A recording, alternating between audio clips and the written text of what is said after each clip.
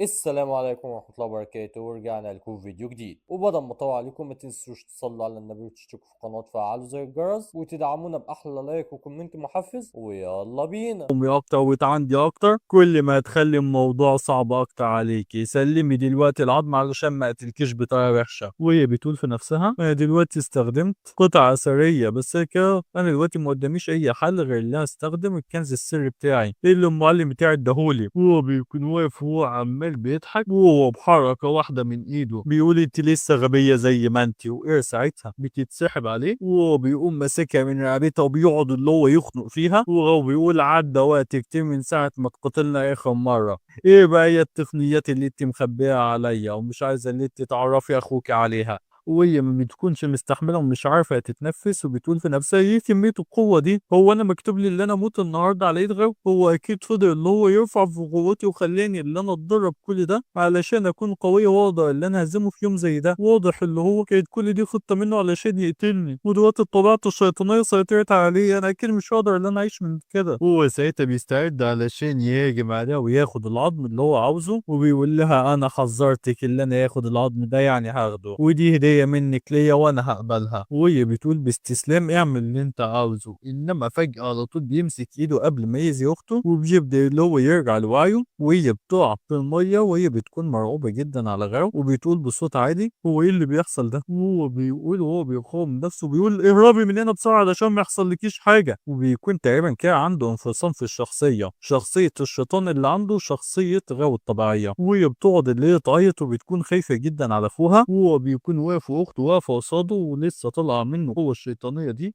وبتقول: اصحى وفوق شوية بقى يا غاوي، فوق لنفسك وايه اللي بيحصل ده؟ وهو بيقول لها: اسكتي، بلاش اللي انت تقربي ولو خطوه واحده. وهو بيكون ماسك ايده وبيقاوم نفسه، وهي بتقول: يعني انا اعمل ايه دلوقتي؟ اساعدك ازاي؟ فهو بيقول لها بصوت عالي: امشي من وشي، مش محتاج مساعده من اي حد.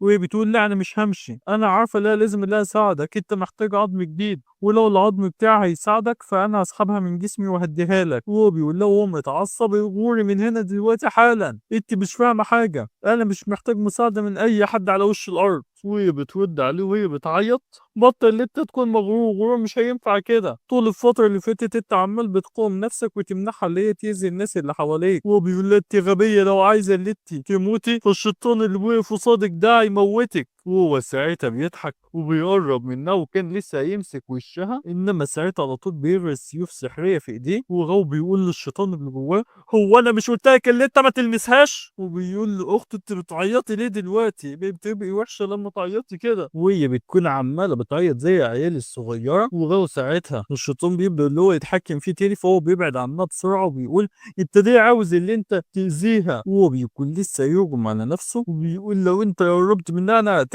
وهي بتحاول ليه تحميه، انما بيحصل انفجار كبير ساعتها، وواحد من الحراس بيفتح الباب وبيخش وبيلحق ايه، وده بيكون ابو غاو. وبيقول لها: انت كويسه ولا لا؟ وهي بترد عليه وهي بتعيط وبتقول: ايوه انا كويسه، بس شوف اخويا ماله. وبتكمل كلام وهي بتعيط، وهو بيقول لها: ما تخافيش، هو اخويا يقدر لا يستحمل الاصابه دي، مش هتاثر جامد يعني فيه، اهم حاجه دلوقتي اللي انت كويسه. وهو بيكون قاعد في وسط الميه وايديه كلها متصابه ومحروقه، وبيكون اصاب نفسه جامد علشان يهدى. وابوه بيقول هو كان عارف اللي هو مش هيقدر يسيطر على طبيعته الشيطانيه على طول، وكان بيخليكي تتدربي على طول علشان وقت ما يفقد السيطره تقدري اللي انت تدافعي عن نفسك. وهي بتقول: امال ليه كان بيعاملني وحش قوي كده؟ انا افضل جنبه مش هيسيب اخويا. وبتروح تحضنه وتفضل اللي هي تعيط، والنظام ساعتها بيطلع له ان ايربيل بتحبك قوي وهتاخد 9800 نقطه حظ. وحرفيا غاو بيكون ضحك عليها ضحكه متروقه على الاخر. حرفيا الشيطان يقول له: تعال اقعد مكاني. وبعد كده ابوه بيكون ماشي جنبه وهو بيقول له: ها انت كويس دلوقتي ولا غاو ولا ايه؟ وهو بيقول له: ايوه ما تخافش عليا يا حاج، ابنك زي الفل. وابوه بيقول له: انا عارف ان الموضوع كان صعب عليك طول الفتره اللي فاتت. وهو بيقول له: يا حاج عيب عليك، انا تمام وزي الفل ومتاكد ان مفيش حاجه تانية هتحصل وكل حاجه تكون تحت السيطره. وابوه بيقول: طب خد بالك، الهدوم اللي انت لابسها دي حلوه قوي، انت اكيد دفعت فيها فلوس كتير وبقت ممنجه كده نفسك. وهو بيقول له: ماشي، انت لما كنت تعبان ما رضيتش اللي انت تقابل ايه، وانت دلوقتي بقيت زي الفل، عاوزك بقى اللي انت تروح لها وتشرح لها تغير كل حاجة. وهو بيضحك وبيقول أكيد طبعا أنا عندي خطة كويسة. وهو بيقول في نفسه أكيد طبعا دلوقتي هي بقت شايفيني طيب الغلبان اللي مفيش منه اتنين. حرفيا الشيطان بيسقف له على جنب. وبنروح بعد كده عند القصر وهو بيكون قاعد جوه. معلمة ساعتها بتخش عليه وبتقول أنا اكتشفت دلوقتي موقع يانا بوير، هم محبوسين حاليا في عالم تاني. وهو بيقول كويس كويس. وهي بتكمل كلمة وتقول أنا بعت ناس علشان تراقبهم بس هم اكتشفوا الموضوع ده. وهو بيشرب الشاي بتاعه ويقول مش مهم، المهم اللي أنا عاوزهم اللي هم يفكروا إلا لو كنت بحميهم، وعمال أصرف فلوس يمين وشمال وفوق وتحت علشان أدور عليهم. وجي بتقول له طب ليه ما ينفعش اللي أنت تروح بنفسك، ساعتها ياخدوا فكرة عنك أحسن بكتير. وهو بيقول لها واضح اللي أنت مش عارفة أي حاجة عن العائلة دي، أنا لو عملت أي حاجة ممكن ساعتها الناس تشك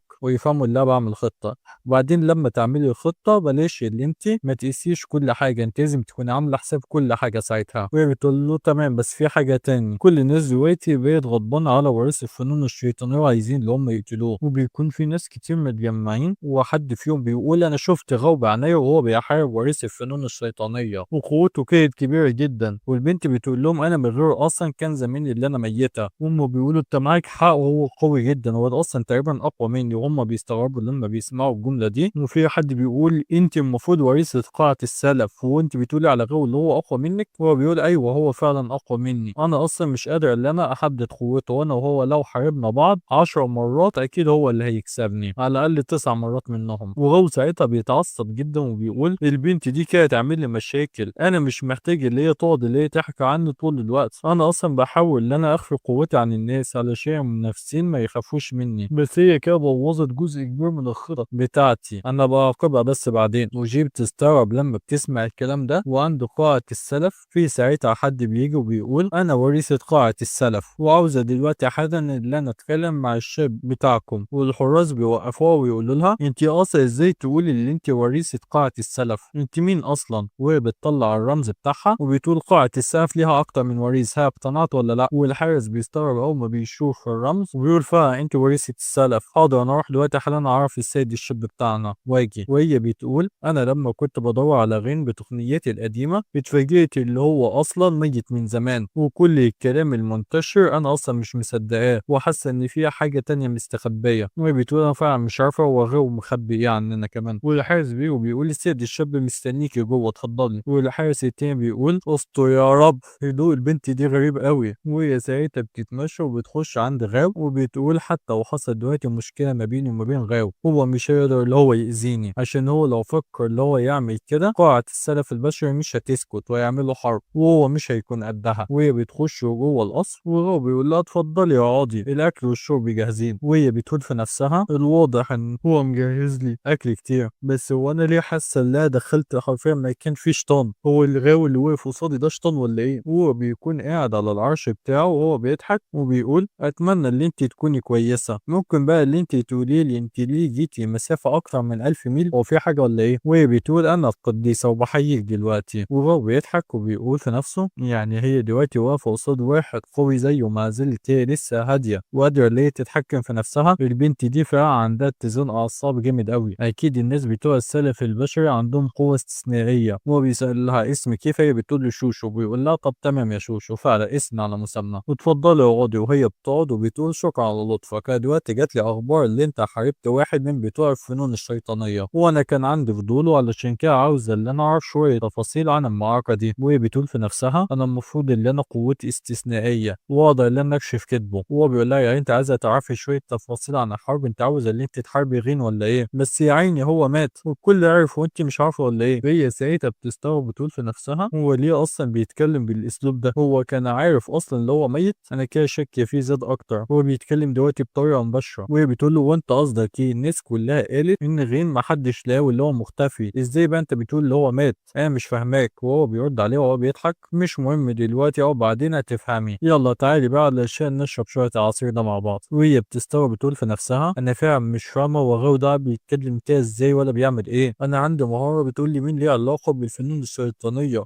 والمهاره بتاعتي بتقول لي اللي هو ليه علاقه بالفنون الشيطانيه. هو بيقول لها ايه هو العصير مش عاجبك يا شوشو ولا ايه؟ ما تخافيش مفيش سم فيه. وحرفيا بيكون هي شايفاه على هيئه شيطان موجود وهي بتكون مرعوبه او بتقول في نفسها الواضح اللي هو ملهوش علاقه بوريث الفنون الشيطانيه، لا ده هو الوريث اصلا بتاع الفنون الشيطانيه. انا مش فاهم ايه كميه القوه الشيطانيه دي. وهي بتكون مرعوبه وايديها عماله بترعش والعصير بيقع من ايديها، وغاوي بيقول لها مالك يا شوش وتعبانه ولا ايه؟ انا كنت بهزر معاكي بس بلاش اللي انت تتضايقي قوي كده. وهي بتقول لا انا بس كنت تعبانه شويه انا اسفه، وشكرا علشان انت بتهتم بيا وما تقلقش عليا انا تمام. انا دلوقتي هقوم اللي انا امشي علشان ورايا كام مشوار كده. انت دلوقتي قلت لي ان رين مات وخلاص يبقى كده الحوار خلص. بتبدا ليه تمشي وبتقول في نفسها انا لازم دلوقتي اللي انا اعمل اي حاجه علشان اعرف الناس ان غاو هو الشيطان الحقيقي، عشان محدش كده عارف خطته هو عايز يعمل ايه. وغاو بيقول لا بلاش ان انت تمشي خليكي مكانك. وهي بتتخض اول ما بتسمع الكلام ده، وعلى طول في كذا ايد بتظهر ويبداوا اللي هم يمسكوها، وهي لسه بتقول انا قدست، انما ما بتكملش الجمله وعلى طول الشياطين بتكتم بقها وبتدخلها جوه بوابه بتخفيها من المكان في لحظه واحده. وهو بيقول بنت غبيه مفكره اللي هي تقدر اللي هي تضحك عليا. وهو بيقول للبنت اللي وراها هتعرفي اللي انت تقلدي البنت دي. وهي بتقول بالنسبه للاسلوب والمهاره اللي انت اديتها لي فهي فعلا حلوين قوي في التقليد. انا حتى بعد ما راقبتها وفضلت فتره طويله راقبها بقيت قادر دلوقتي اللي انا اقلدها. وهو بيرد عليها ويقول لها طب كويس قوي، انت بقى من النهارده هتكوني القديسه بتاعه قاعه السلف. فهي بتقول له بجد انت متاكد ان القاعه مش هتاخد بالها من الموضوع ده؟ وبعدين حتى الهدوم بتاعه شيشو مش عاديه وصعب ان اي حد يقلدها. هو بيقول لها بلاش اللي انت تقلقي من الموضوع ده، انا هتصرف فيه، ومش لازم اللي انت ترجعي القاعه دلوقتي. كل اللي انا عاوزك اللي انت تعمليه اللي انت تقعدي تلفي في الشوارع وتخلي الكل ياخد باله منك، وظبطي كده وشك وتعبير وشك علشان تكوني شبهها. وهي بتقول خلاص تمام. وهو بيقول لها انا هتصرف في كل حاجه دلوقتي. وشوشو بتقول له خلاص تمام انا معتمد عليك. وعند شوشو بيكون انتقلت لعالم تاني وبتحاول اللي هي تستخدم كل قوتها علشان تخرج بس ما بتعرفش. وبتقول هو ما قتلنيش ولا حتى هزاني، هو بس يستخدم قوه العيله علشان يرميني في العالم ده، وده معناه ان عائله غاو ما تعرفش اصلا حقيقه قوته الشيطانيه. هو ساعتها بيظهر من وراها وبيقول لها شوشو ايه اخبارك؟ باين عليكي كده اللي انت عاوزه اللي انت تتعبيني معاكي. وهي بتتصدم لما بتشوفه. وغاو بيقول لها بلاش بقى اللي انت تضيعي دلوقتي قوتك ومجهودك على الفاضي، انت مش هتقدري تخرجي من هنا الا باذني. وهي بتبدا اللي هي تهاجم عليه بالقوه بتاعتها، وبتقول انا هخرج من هنا غصب عن عين اهلك وخصوصا عشان اقتلك.